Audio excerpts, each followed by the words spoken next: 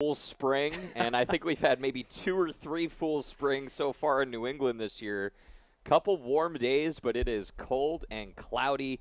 Going to be some rain rolling through in the next several days as well. Nothing new for these teams. Last time they met was last season in Durham, North Carolina. Coach John Danowski for Duke said he's never seen any muck like it as they score first. It's Max Sloat who draws the first blood. Barnes was coming out to help with the ride. You will see that tactic quite often from BU, but every now and then it turns into a let-up like this. Duke scored only 6 and 7 goals across their last 2 games, respectively. That's got to feel good to get one just 50 seconds in. BU is aggressive, right? That's what that 10-man ride signifies, and Blue Devils deep in the corner. But it looks like Duke's going to go on the first man-up opportunity of the game. Guilty party is Shanahan. It's Timothy Shanahan, the freshman, who's been an impact player at a career-high 5 goals against Air Force a couple of weeks ago. Both teams are lethal on the extra man opportunity. BU is second in the nation with just under 63%, and Duke at even 50%. That puts them 8th in the nation. Let's see what they draw up here. Some good passing on the perimeter now for the Blue Devils. Here's Maryland transfer Eric Molliver at X. Molliver looking for help. Good passing for Duke, but they can't find anyone in the middle now. Winding up and scoring, Ben Johnston. Scores on his second shot of the day. Another man-up goal for Ben Johnston. 4th of the season with the extra man.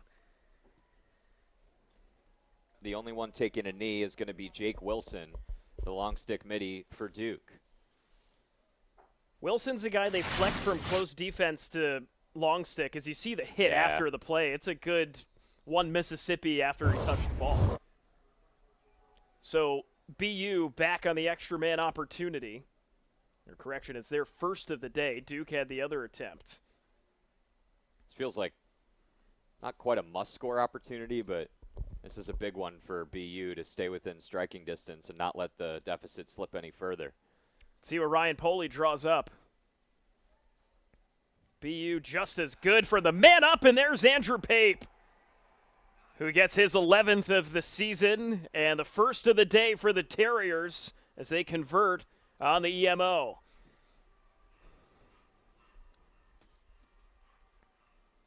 Well, we've called his name a few times. Pape, on his 3rd shot, is able to beat Jamison for BU's first tally of this one. Again, that Army game, that was a game that offense was at a premium as well. Those 4 goals accounted for 40% of the team's output. Of course, that was a 10-9 overtime win against Army, who was number 2 at the time.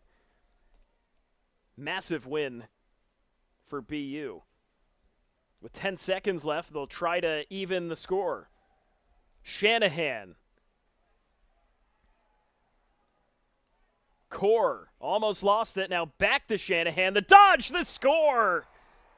Timothy Shanahan is 23rd on the season, and the freshman equalizes the game at 2 with just 1 second to go here in the first. And BU is going to go into the huddle heading into the second quarter and feel really good. Duke controlled much of this opening frame, but BU gets a couple goals in the last couple minutes. Great job by Core to keep that play alive. He didn't handle the pass cleanly. Thought when it touched the turf that the seconds would just tick off. Which led to the Shanahan goal earlier, but couldn't come up with it this time.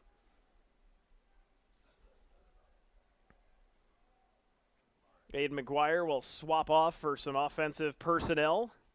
And here comes Duke.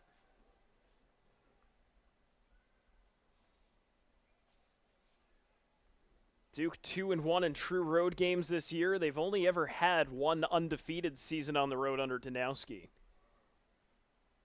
They played a road game against Notre Dame last week in South Bend, and then the week before at a neutral site game against Denver and Dallas, Texas. And there's a goal for Jack Papendick, the Boston native.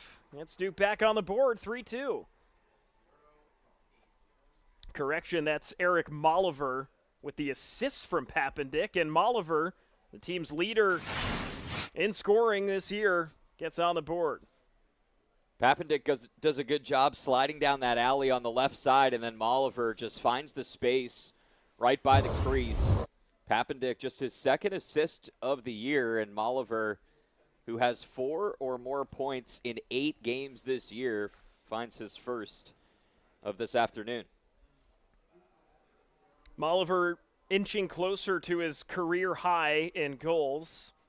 He had 26 goals in 2022 when Maryland won the national title. Of course, no shortage of offensive talent on that team.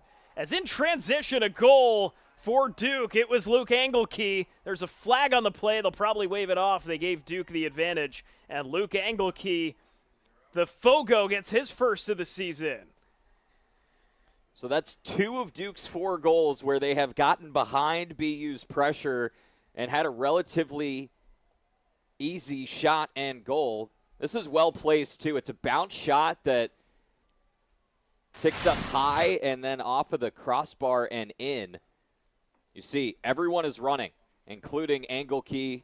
When he fires that one, Barnes scrambles back and just can't get it.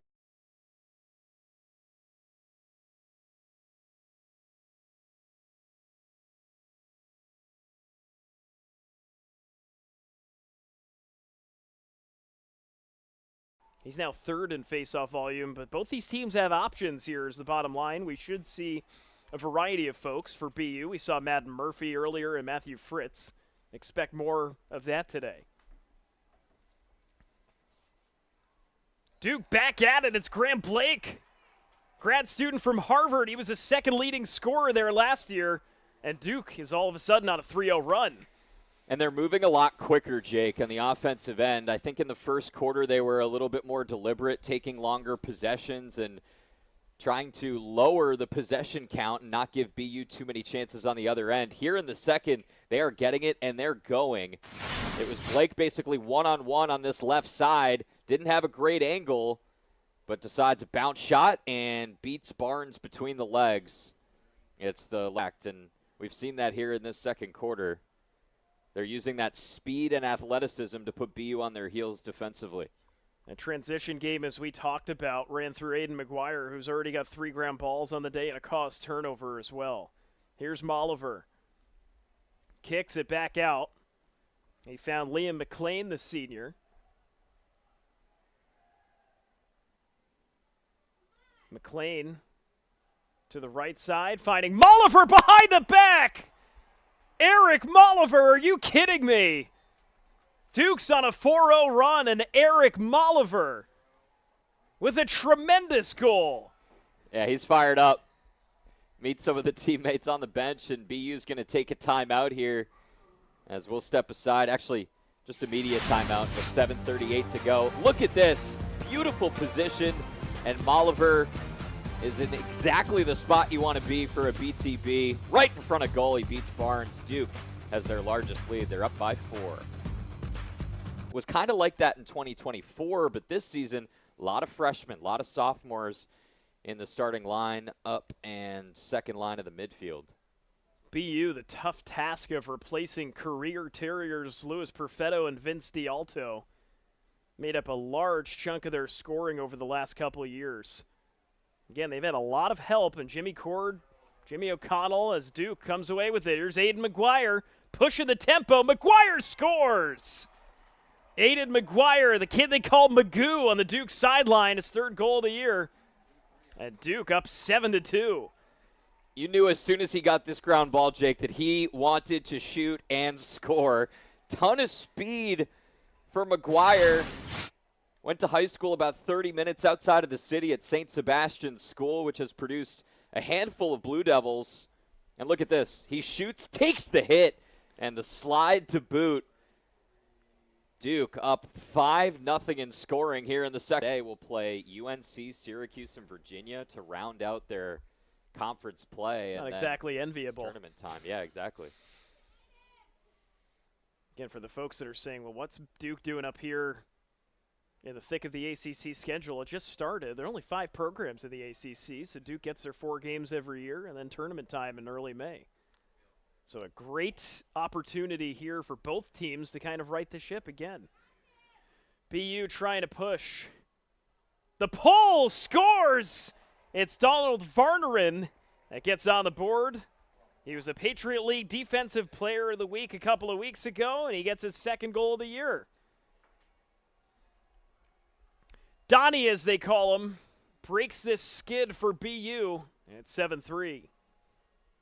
That stops the bleeding and gives BU a little bit of life here in these last 12 seconds. It's a beautiful play. Varnerin just slips to the soft spot in the Duke defense and has that sort of low underhand shot and is fired. Killed off for BU, so they leave the Duke man-up opportunity at bay. There's Jimmy Core, who not much doing for him in the first other than an assist. They'll look to get Core back on track. Came into the game with 30 goals. He was certainly someone that Duke had prepared for to stop. They've done an excellent job of keeping him at bay for the large part. And that's a guy that you need to fire up if you're the Terriers here. You need to get him involved in some more offensive looks. Matt Ferraro down there low, and a score for Jimmy O'Connell. An unassisted goal for the senior, who's stepped up big time this year and played a role that pretty much everyone on the BU sideline needed him to play this year. 7-4 your score. Well, the first shot from Core was a little bit soft on the near side. A pretty easy save for Jamison. Watch this. It's not a ton of velocity on it. Jamison's there, but the rebound is controlled well by O'Connell. But Duke has no problem waiting them out. Across the field, Johnston fires. He's backed up by Molliver. That was the exact same play where he scored his first goal of the day and had Duke's man up tally in the first quarter. Back to even strength now. 20 seconds on the shot clock here. Ben Johnson has got a lot of touches this game in the midfield as well. He's been a very important part of this Duke offense. And scoring down low is Max Sloat. Had a season-high 5 goals against Providence a couple of weeks ago and puts Duke up 8-4. It's a really good play by Sloat. He faked a shot that brought BU's defender out and then slipped underneath. Watch Sloat here. Looks like he's going to shoot. He brings Kem out, slips down, switches to the right hand, and scores. Some nice. So he'll get a 30-second penalty, and now Duke back with it. 8-4 your score. Duke trying to run away with it here. Only 5 seconds left as the bounce shot from Johnston from way out's no good. 5 seconds left on the man up, 35 on the shot clock. Scoring from outside is Sloat, and there's a hat trick for the junior to make it 9-4. Duke now 40% on the extra man opportunity. They're 2 for 5 on the day. As Max Sloat will take care of business. We'll take a quick break. 9-4 your score in favor of the Duke Blue Devils off this sweet look from Max Sloat. The bounce shot gets right past Barnes. Duke up 9-4. One team is guaranteed 4 conference games. 2 teams are guaranteed 5. And then the 2 that make the championship game are guaranteed 6. Obviously, that affects RPI, at-large chances, and obviously you want to be in the top 4 and be competing for that ACC title so that you're rounding into form and hopefully in the fold for the NCAAs. Yeah, you can find yourself on the outside looking in, and that's what Coach Janowski said. That would not be fun to be the odd man out. Well, take a look at 2022. Duke was... And a score for Liam McLean. Somehow snuck in the goal. We'll have to see another look at that one. It's 10-4. You're right, Jake. Snuck in. He's on the near post, and it was a quick catch and shoot, it looked like. Duke's the first team to double-digit goals. And here in the third quarter, outscoring BU 3-1. McLean's just waiting for it. He's asking for it, shaking the stick. The signature Duke blue jerseys, the royal blue, if you will, is now turned into more of a navy blue with the soaking of the rain. Just goes to show how wet it really is out there. You also see the miss radiate off Jameson's stick as a big hit from Connor Kem along the sideline. It'll force BU with possession. O'Connell shaking one defender, and Jimmy Core scores the goal. Oh, it's a slick feed from Jimmy O'Connell. BU's back on the board. It's 10-5. When O'Connell first got this ball, I thought he was in a great position to turn and let it rip, but he makes the extra pass, and Core has an even better look. Core's been relatively quiet today. That's his first goal on his third shot. Take a look here. O'Connell has it. No one's there as Engelke is, check that, it was Bard who was sliding back. Here's Blake.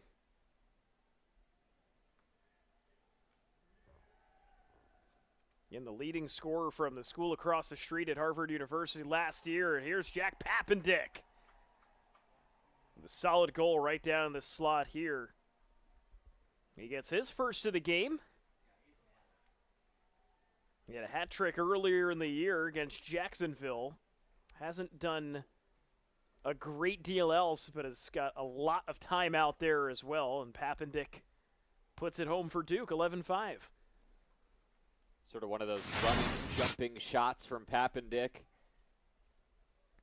as he turns on that left pivot foot, and really nobody on him pressuring the Connell. Here's Ethan Hart.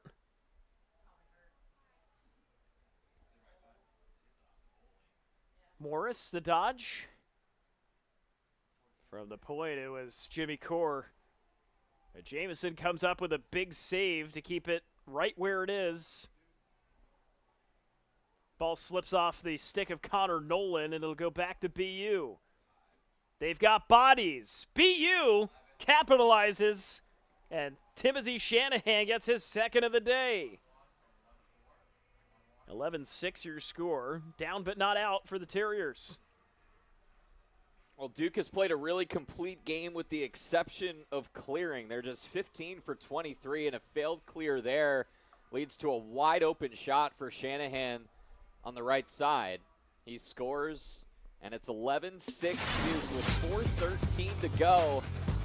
Nice passing, and Shanahan has his second.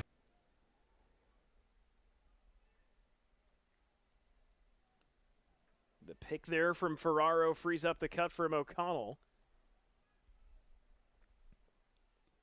Ethan Hart with 90 seconds to go. Shanahan with the dodge. O'Connell, crease dive. He scores!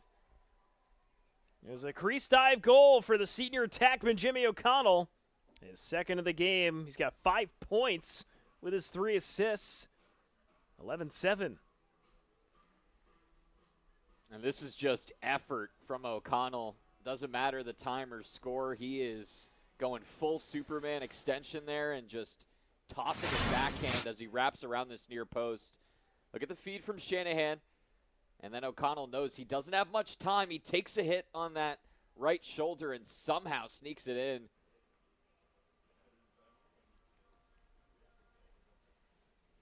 Major area that Duke tilted the field was in the face-off X today. 14 to BU's 7. Just created so many more opportunities today for the Blue Devils. And that adds up. It felt like Duke had a lot more of the ball, especially in those second and third quarters. The second quarter made the biggest difference, where they stretched their lead to as much as 7-2 before BU got one back before halftime. Ben McCarthy led the way 9-12, and Luke Engelke was 5'9" and on the move. That should do it for Duke. As Aiden McGuire gets his second of the day, 12-7 your score here in Boston. You can tell on the Duke sidelines, they're ready to get back to Durham with another win in their pocket. And McGuire doubles his goal total here today. Came into the game with 2 on the season, and the short stick D. Mitty has scored 2 on the breakaway.